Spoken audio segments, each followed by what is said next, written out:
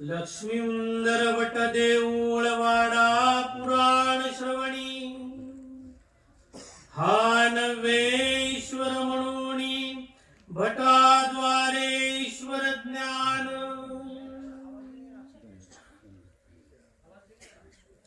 भट गोसावियाच्या दास्या कारणे वाकी दिघी देऊळवाडा जविती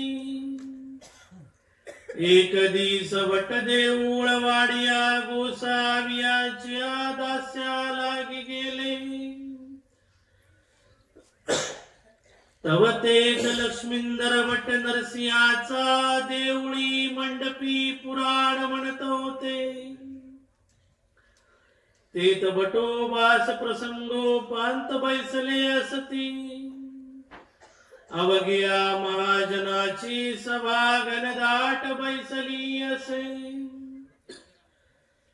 तव पुराण म्हणत म्हणता लक्ष्मींदर भटी थोर रस भिन्नवला भटी आवेशून म्हणितले भक्त आहे परिदेव नाही ऐसे त्रिशुद्धी म्हणितले तव भटोबासी म्हणितले देव आहे परिभक्त नाही तव लक्ष्मींदर भटी म्हणितले हा नव्हे भक्त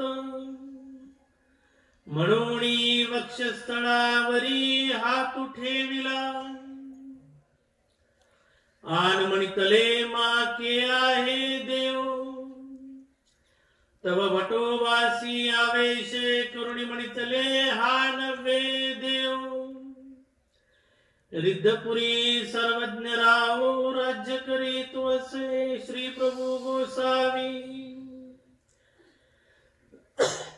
म्हणून भटोबासी रिद्धपुराकडे हात उभिला आन तैसेच लक्ष्मींदर भट्ट उठिले आणि भटोबासही उठिले दोघे आवेशून निघाले मग भटोबासा सरिसे रिद्धपुरासी आले गोसावियासी माच्यावरी आसन असे अबाईसी गोसाविया कारणे ताट केले होते तब गोसावी अनुकार करिता ती आओ जावे म्हणे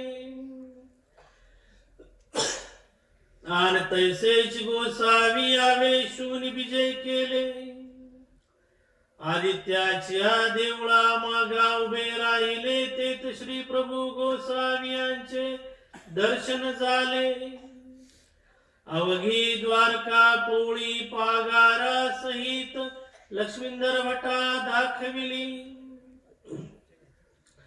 ऐसी तयासी ईश्वर प्रतीती झाली मग तैसेचे अनुसरले श्री प्रभूंचे सेवा करू लागले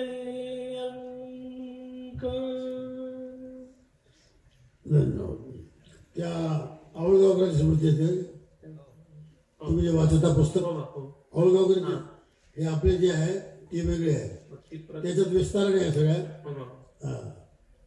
औळगावकर प्रकाशित केले हे आपले आहे प्रकाशित केले जुनी प्रत आज की स्मृति में एक बहुत बड़ा प्रसंग है सृष्टि रचयिता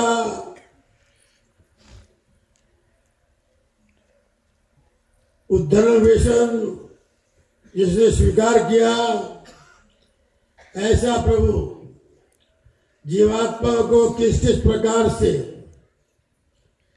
कर्म तथा त्रिगुणात्मक कर्म कांड से उठाकर निर्गुण मार्ग में लाया जाए ऐसा विविध प्रकार से परमेश्वर का प्रयास है। आज की स्मृति है लक्ष्मींद्र भट्ट देऊळवाड़े का। ये नरसिंह के उपासक हैं और भागवत की कथा करने वाले भागवताचार्य हैं।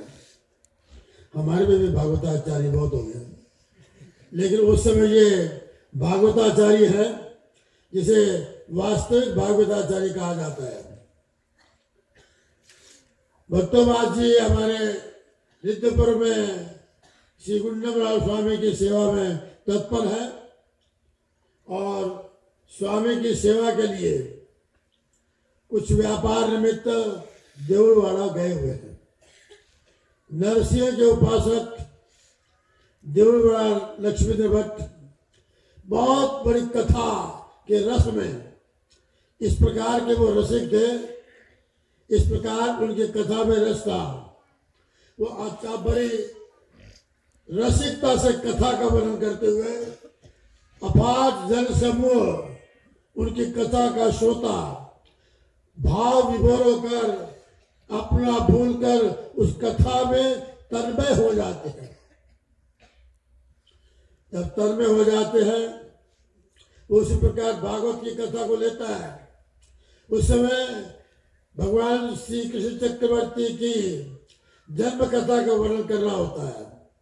तो जैसे लोगों को इस प्रकार भाव विभोर देखता है और वैसे वसुदेव ने श्री कृष्ण के साक्षात अवतार लेने के बाद उनके बंधन टूट जाते हैं, वो स्वतंत्र होते हैं और अपनी सुरक्षा का विधान स्वयं बताते हुए वो वैसे भगवान श्री कृष्ण को उठाते हैं और नदी में जाकर प्रवेश करते हुए उफनती हुई नदी में जाते हैं। ऐसा वो कथा का वर्णन करता हुआ भागवत को उठाता है, लोग उसके पीछे चल पड़ते हैं। मुड़कर देखता है, हाँ क्या है, कितने लोगों की भावना है, कितने लोगों की श्रद्धा है, भक्त है पर देव नहीं। जब ये बड़ा भारी विपरीत और अन्यथा ज्ञान से भरा हुआ शब्द सुना, भट्टोबाज जी से रहा नहीं गया। वो खड़े खड़े थे वहां पर, देख रहे थे। उन्होंने कहा कौन कहता है भक्त है पर देव नहीं? देव है पर भक्त नहीं है। कहते कैसे? मैं हूं भक्त, बोलो कहाँ देव? कहते साक्षात श्री गुंडमराव रिद्धपुर में राज्य करते हैं, चलो देव है वहां पर। कहते चलो। इस प्रकार उसको चलता हुआ वो भी जोश में ये भी है और जोश में वो भी है, दोनों के जोश में रिद्धपुर की ओर चल पड़ते हैं। भट्टोबाज जी मन में सोचते हैं कि श्री प्रभु की अनेक लीला है, श्री प्रभु की बाल लीला है। हमारे महाराज साधन दाता भक्तों की इस मनोरथ को पूर्ण करते थे, पर ये स्वामी की अजीब अनेक प्रवृत्ति है, ये स्वीकार करते या नहीं करते ऐसा संशय था। लेकिन मन में आर्त के जरिया ऐसा न हो, ऐसा हो जैसे मैंने कहा। मेरा मनोरथ एक भक्त को ईश्वर मार्ग में लाने का जो प्रयास है वो सफल हो, ऐसी उनकी इच्छा थी। कि जाते ही महाराज उस समय अपने भोजन के लिए हाथ परोसा हुआ है, थाली में है और जल्दी बाहर आ जाते हैं। जल्दी से आ गया क्या कर बाहर आए और बाहर राजमठ के बाहर उसमें वो ऊंच अपना जो आखिर का स्थान है, क्या नाम है राजमठ के आखिर का? उसके बाहर राजमठ के बाहर आखिर का स्थान भैरव बुरुज के बाहर खड़े हैं महाराज। और खड़े महाराज क्या है? बल्कि एक भक्त की, एक ज्ञानी की इच्छा और एक भक्त के संस्कारों का उदयमान होना, उसके अंत शिष्यों के संचित जो संस्कार है उन संस्कारों के मुताबिक आज वो संस्कार प्रकट हो जाते हैं। तो महाराज वहां पर ऐसी बड़ी द्वारका, सोने की द्वारका, बड़ा भारी सिंहासन, उस पर श्री कृष्ण चक्रवर्ती वहाँ 56 कोटि यादवों सहित विराजमान है और रक्त खचित मंदिर है जो महाराज चल रहा है और सारे के सारे गणदाट श्री कृष्ण महाराज की अपार सभा बैठी देखता है। वो हैरान हो जाता है कि द्वारका श्री कृष्ण नमस्कार करता है, न द्वारका न श्री कृष्ण बल्कि श्री कृष्ण के रूप में बना हुआ आज का अवतार रिद्धपुर में जो काशी में हुआ वो विद्यमान है। नमस्कार किया और सदा सदा सदा के लिए भगवान को अनुसरण लेकर ईश्वर का दास बन गया, दास बन गया। ये है आज की स्मृति में ईश्वर को समझना, जानना, पहचानना और सेवक होते हुए अपने आयुष्य के काल खंड को अर्पण करते हुए प्रत्येक क्षण, हर एक क्षण का श्री चरणों में सेवा में बिताना, उसी से जीवन की सफलता और परमेश्वर के उद्यम कार्य पूर्ण होता है। ऐसी स्मृति में बताया गया। इस प्रकार के संस्कार के विविध संस्कार के जीव है और इस प्रकार योगा योग लाया जाता है। संयोग वियोग सहाय इतनी माया करी, ऐसा संयोग आया और लक्ष्मीधर भट्टवत महाराज के दास बन गए।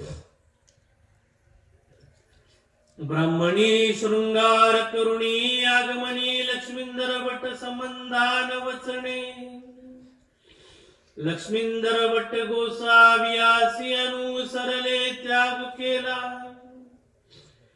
ऐसे ऐकून तयाचे सोयरे दायरे संबंधिये लक्ष्मीधर भट्टाते नेऊ आले परी तेन वचतीची मग तयाच्या ब्रह्मणी म्हणितले त्यागू तवच की जव माते न देखती आता कैसे पान येती मी आणीन म्हणून गोत्रा कुटुंबासी पैज घेऊन निघाली सर्व शृंगार करुणी ठाकूर गोळावा करुणी सवे घेतला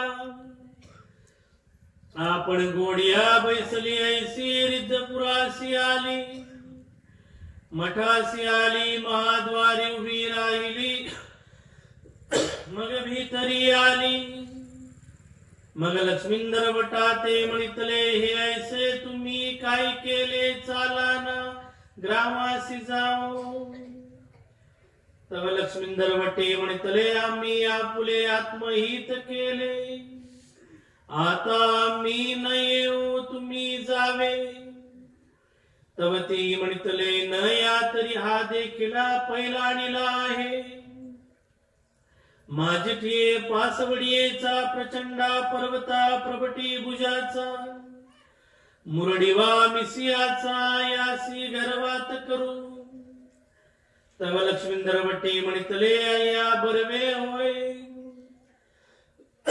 अनारुता मामी आपुले हाते शेष भरीन ऐसे प्रत्युत्तर दिजले ब्राह्मणी ऐसे ऐकुणी महाशब्द केला नागवली ओ म्हणून बोंब दिदली आन दडकरी आपल्या ते रायांगणी घातले धाय मोकलुनी वटोबासाच्या पायावरी डोळे ठेवून रडू लागली मग वटोबासी माई भट्टी संबोखिली नानविली चोळी सिविली सावले घेतले मग सिंगणा पुरास गेली इस प्रकार संघर्ष दुनिया का त्रिगुणात्मक और निर्गुण का यह संघर्ष है। कर्मों का बंधन और कर्मों से बंधन मुक्त करने वाला ये दो प्रकार के पहलू है। इसमें आपस में टकराव है क्योंकि ये विरुद्ध है। एक कर्म को प्रधान मानता है, एक कर्म को अर्जन करता है, एक कर्मों के जरा ही अपने आप को शुद्ध होना ऐसा मानता है और एक कर्मों के बंधन से स्वतंत्र होता हुआ ही मोक्ष मार्ग पर जा सकता है, ऐसा एक मार्ग है। अभी दोनों में संघर्ष है। लक्ष्मीधर भट्ट इस प्रकार संपन्न व्यक्ति, सुखी व्यक्ति, संपत्ति, संतति, संपत्ति और अनेक प्रकार की सुख सुविधाएं, अष्टभोगों में परिपूर्ण ऐसा कीर्तिमान व्याख्याता लक्ष्मीधर भट्ट लौकिक लोकेशना में प्रख्यात ऐसा, जब वो वित्तेशना, लोकेशना, पुत्तेशना इन ईश्वरों का त्याग करता हुआ, अपने संबंधियों का त्याग करता हुआ, संबंधी विशेषता त्याज्य, ये वचन भी पढ़ा नहीं उसने, लेकिन कृति में लाया है उसने। स्वग्राम स्वदेश और संबंधियों का तथा विषय एकासनी न बैसावे, विषयों का त्याग करने के बाद ये जो आचार में 26 वचन पहले बताया गया है, इन त्यागों का पूरी तरह से परिपालन करता है भक्तों जी के एक शब्द पर। देव है पर भक्त नहीं है। इस शब्द के माध्यम से पूरी त्याग की भावना, परमेश्वर की शरणागति की भावना उसमें जागृत होकर त्याग करता है। लेकिन घर वाले संसारिक जो है वो अपनी ओर खींचते हैं। कहाँ खींचते हैं? कहाँ ले जाएंगे? अपनी ओर ले जाते हैं, अपना जैसा बनाते हैं। कैसे क्या? उसकी पत्नी और उसके रिश्तेदार सब के सब कहते हैं कहाँ ऐसा छोड़कर जा सकता है, हम उसको लाते हैं दोबारा। प्रयत्न किया और साथ में पत्नी ने पूरा श्रृंगार जिससे श्री दर्शन मात्रे माजवी ऐसा किया। लेकिन त्याग जो होता है, खीगो जैसा त्याग कर चुके हैं, मैं बट जैसा त्याग और कर चुकने वाला वो इस तरह विषय के किसी भी आकर्षण से आकर्षित होने वाला नहीं है। तो बड़े लोग गए उसके रिश्तेदार, और ये भी सज धज कर जिसे पूर्ण मानो, जैसे एक वेश्या सजकर किसी को आकर्षित करती है, और ये तो स्त्री है, स्त्री मतलब होगा ये है। ऐसा होती हुई वो घोड़े पर सवार होकर, साथ में एक नौकर, वो भी भद्दा सा, ऐसा अच्छा सा नहीं है, वो देखने वाला नहीं है, साधारण सा नौकर साथ में लेकर वो भी रिद्धपुर की ओर चल पड़ती है। देखो ईश्वर मार्ग से हटाने के लिए कैसा कैसा प्रयत्न करते हैं लोग, कितना कितना प्रयत्न करते हैं, कितना संघर्ष है, दैवराठी का कितना जबरदस्त है। इसलिए दुर्लभ है, एक नाम लेने वाला दुर्लभ है। ये ईश्वर का मार्ग मिलना बहुत दुर्लभ है। इसमें बहुत से विघ्न है, बड़ी बाधाएं हैं, बहुत से बंधन है, कई कर्म है, कई प्रकार की देवता है, कई प्रकार के संघर्ष है, कई प्रकार की समस्या है। इन सब से उठकर ईश्वर का होना बहुत दुर्लभ है। लेकिन ये हुआ, लोग इस प्रकार से हटाना चाहते हैं, ईश्वर मार्ग से हटाना चाहते हैं, सब के सब ऐसा ही चाहते हैं। पहुंची तो कहाँ पहुंची? राजगढ़ के बाहर पहुंची, और पहुंचते ही भीतर घोड़े से उतर कर अंदर गई। अंदर से कहते हैं चलो आप अपने गांव चलो, यहाँ क्यों बैठे हो? ये पूछ के कैसे छोड़ गए? कहते हमने अपना हित ढूंढ लिया। मानव कारण यही कहा था, हम जिसके हैं उसके साथ चले, आज तक तुम्हारे थे अब नहीं है, अब उसके साथ चले हैं जो हमारा है, जो अपना है। उसी तरह उत्तर दिया लक्ष्मी भट्ट ने कि हम अपना हित ढूंढ चुके हैं, हमारा हित किसमें है हम जान चुके हैं, हमारी आत्मा का हित कल्याण किसमें है हम समझ चुके हैं। आत्म कल्याण का मार्ग स्वीकार किया है, लोक कल्याण का मार्ग हमने छोड़ दिया है। जाना पड़ेगा, कैसे नहीं आते, नहीं आते, हर से बड़े जोश से किसी को उत्तेजित करने की कहती है। तुमने आओगे ये देखा साथ में गुरु बात, मैं इसके साथ शादी कर लूंगी, बड़ी अच्छी बात है, कर लो और लाओ मेरे पास, मैं खुद अपने हाथ से करता हूँ। अब कितना चोट पहुंची होगी उसको, कितना अपमानित हुआ है, उसके सामने उसने कहा मैं करता हूँ, मैं रहता हूँ, आओ। गिर पड़ती है, रोती है, भट्टोबाजी के चरणों पर गिरकर रोती है और उठाते हैं उसे, उसका सम्मान करते हैं, कपड़े देते हैं, वो चली जाती है। इस प्रकार हार जाता है देवता का मार्ग, हार जाता है विषयों वासना का संघर्ष, हार जाता है वो दुनिया का अष्टभोग, हार जाता है वो दुनिया का सुख संपूर्ण समाप्त हो जाता है। और ये कांटों में पत्थरों में रूखे टुकड़े खाकर ऐसा दुखी जीवन को सुख मानता है और उस सुख में आनंद की ओर बढ़ता है, और वो संसारिक जो सुख है वो देवताओं का नरकों की ओर ले जाता है। और ये दुख इसमें मिला हुआ आत्म संतोष, आत्मा का सुख, ये परमेश्वर के आनंद की ओर ले जाता है। इस प्रकार हमारा स्मृति स्थल में संघर्षों की बातों का निष्कर्ष निकाला जाता है। तो ये ऐसे दुनिया, ऐसा है ये मार्ग, और इस मार्ग में इस प्रकार की कृति से जीवात्मा तरता है और उभर जाता है, और संसार उसके किसी काम का नहीं होता, और संसार को अपने पांव के तले रौंदता हुआ आगे बढ़ जाता है।